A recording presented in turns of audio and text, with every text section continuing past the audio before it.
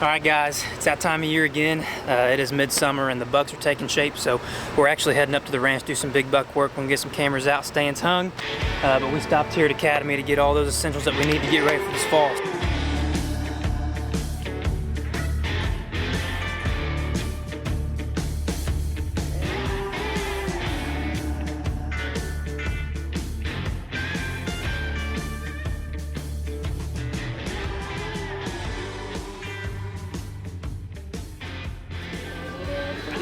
Come around. I can get those snacks right up there.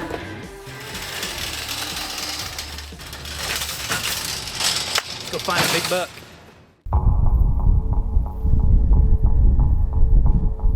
Well, my 2023 deer season really started back in April when we got the draw results for Kansas. I put in for Kansas. I got the email that I was lucky enough to draw a tag.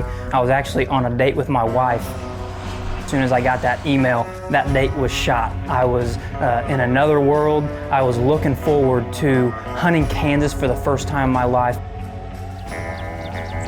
When we got into the summer time frame, we really started to focus on setting up the Wallahachie. We were getting some inventory of a lot of really great deer. One deer was the Idside Point 10 and another deer was Big Al. He's a big frame 10 point.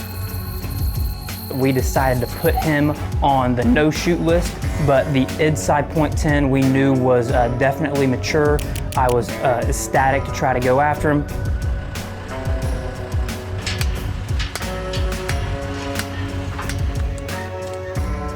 This is gonna be a pretty dynamite spot. Hopefully this plan works out.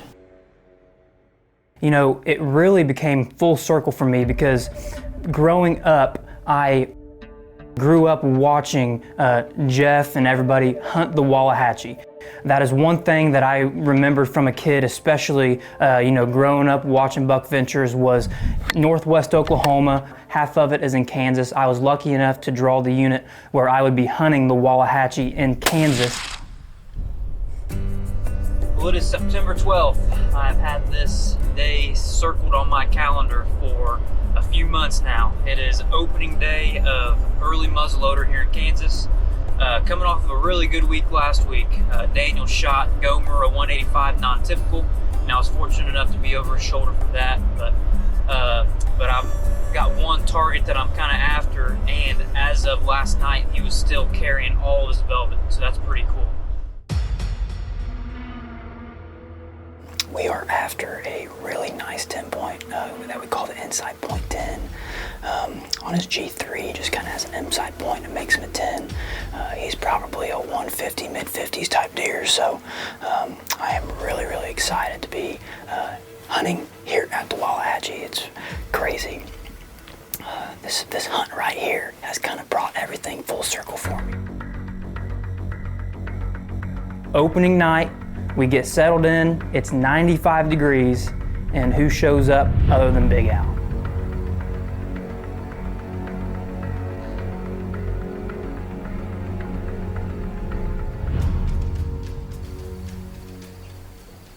It's a giant dude.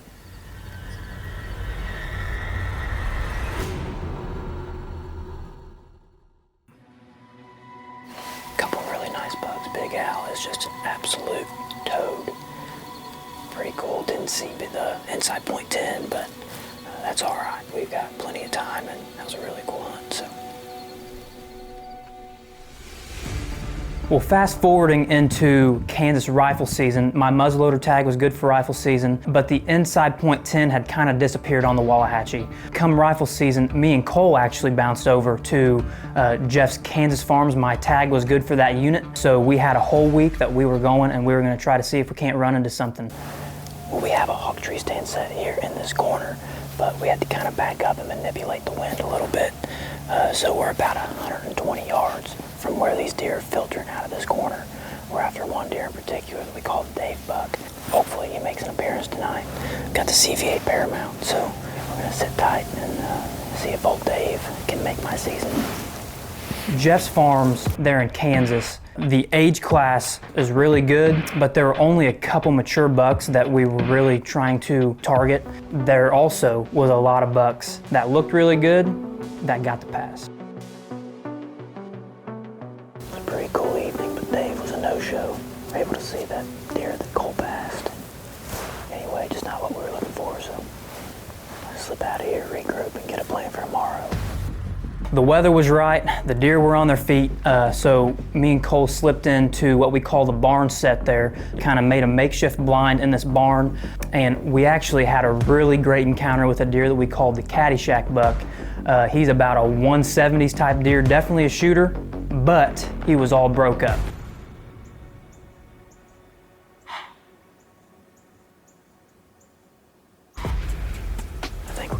Up and get out of here. We have a bunch of work to do today, but it was another fun morning. Dave Buck didn't show again, but either way, it's just a blessing to be able to be out here and hunt this ground. But you know, as the year 2020 really came to an end, I was really starting to get discouraged. We're able to go on a lot of really great hunts there in Kansas, had a lot of encounters with a lot of great deer. I just could not put the pieces of the puzzle to get a shooter in front of us. As we transition into 2023, obviously, definitely late season. So me and Ty slipped up to northwest Oklahoma, right there by the Kansas line. We're gonna be hunting here for a couple days, and we have a big 6-point that we've been getting on the stealth cams here recently. He's been coming in pretty consistent, but he actually started over on the Wallahachie about 3 miles away, and he has moved over here late season. So kind of what we've got right now is we've got alfalfa and cut milo here to our south, and they're bedding off to our north. We're kind of in a transition area. So we're gonna go ahead and sprinkle some Big and J out, some BB squared. But now we're coming down here to the wire. I still have a couple tags left. I'm gonna be on a little bit of a management mission, shooting this really cool 6-point, Lord willing. But he has been here on the stealth cams here for 3 or 4 nights straight here in daylight. So I think the odds of at least seeing him are pretty good. We have a little bit of a cool down. We've got the food. It's late season, so that's a recipe for success. Oh, there's deer running over there. Here, I'm gonna have to open this before she gets in.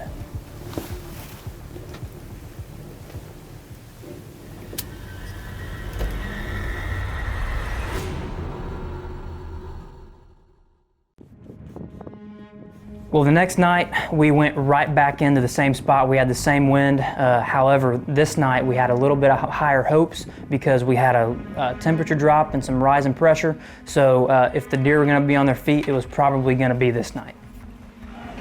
Last night we were actually after this big 6, and he did not show, but we had a really great encounter with what we call the breeder buck. We saw a few deer. A couple coyotes, I think, ruined our hunt, started chasing does everywhere. It kind of made a little bit of a racket right when it was really starting to get good. This morning, we actually had a picture of the 6-point going back to bed here to our north. The wind has picked up, so we were able to slip in here, and it's supposed to die down right around last light, so we should have good conditions. So hopefully big 6-point wants to come play. As the sun was starting to get lower and lower, me and Ty were kind of talking and saying, man, what's going on? And not 5 minutes after we had that conversation, we looked up and here come the deer.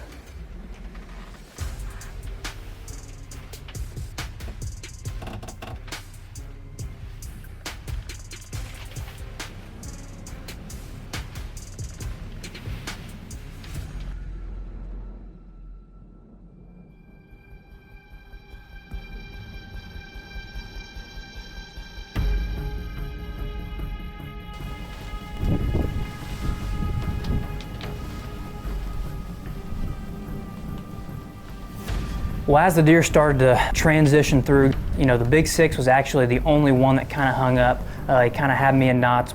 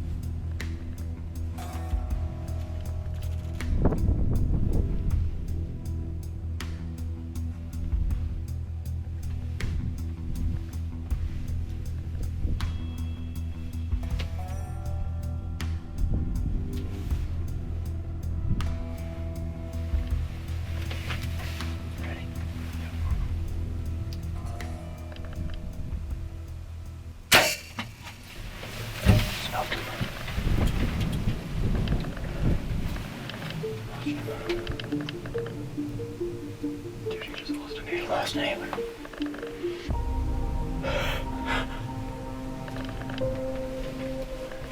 Big tree. Big tree. Come on. You still see him? No. He ran past a big tree. As the deer ran away, something that has never happened to me before, his antler fell off as he was running away. I had only seen that on TV, never thought that would happen, but either way, we knew we smoked him, so, you know, it was celebration. How about that, buddy? Yes, that deer lost an antler going, so we're gonna have to go on a shed hunt.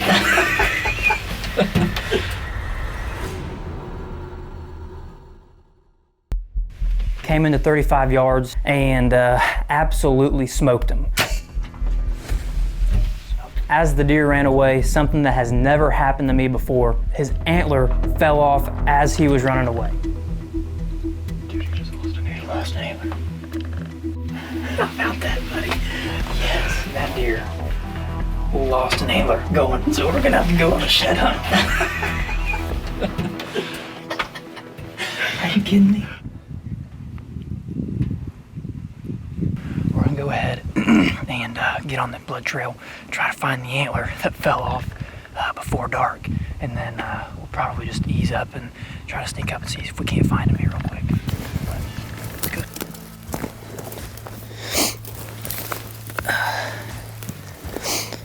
Well, there's one side of him. So he must have been on that trail because it tumbled this way.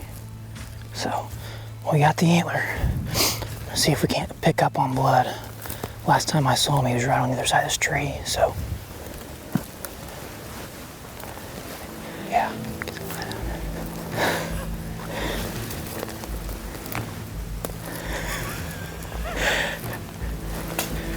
Hey, look at this.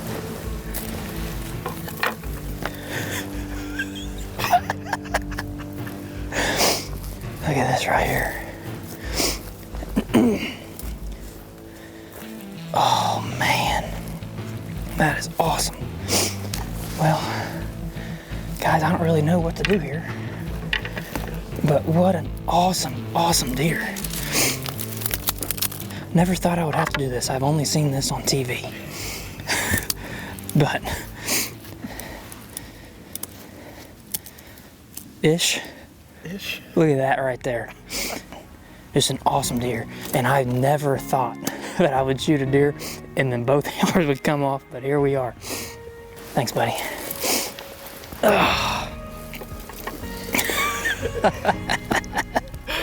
Never in my life would I think I'd see that. Oh my gosh. That's awesome. You just gotta laugh at that. Just gotta laugh at it. Well, guys, here he is.